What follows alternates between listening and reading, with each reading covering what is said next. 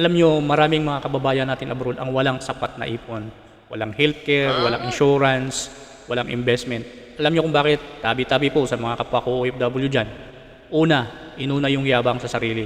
Imbis na mag-focus sa mga pangarap, para sa pamilya at sa mga anak. Alam nyo anong ginagawa?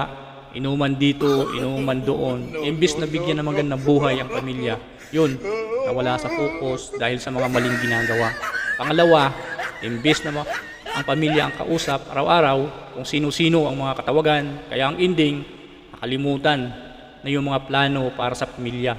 Kaya wag na tayo magtaka kung bakit marami sa mga OFW na broken family dahil sa mga ganitong senaryo. Utang na loob. Umalis ka ng Pilipinas dahil sabi mo para makaahon sa kahirapan. Mabago ang takbo ng buhay mo. Tapos ganun ang gagawin mo. Umalis ka ng Pilipinas para kanino? Para saan? Baguhin mo na yung mga bad habit mo na yan. Hindi ka makakawala dyan sa kahirapan kung wala kang babaguhin sa sarili mo.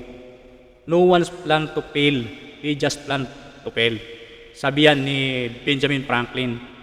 Kahit mag-abroad ka pa ng 20 to 40 years, kung ganyan pa rin ang takbo ng buhay mo, maniwala ka, baka pag uwi mo ng Pilipinas, aasa ka pa rin sa mga anak mo. Okay? Kaya, financial education is very, very important sa atin. To learn more about personal finance, comment, #I want to learn more para magkaroon ka ng access sa free online webinar. No? Importante na magkaroon ka ng financial education. Kahit may 2 million ka ngayon, kung wala kang financial education, baka 2 araw o 1 linggo lang yan, ubos yan.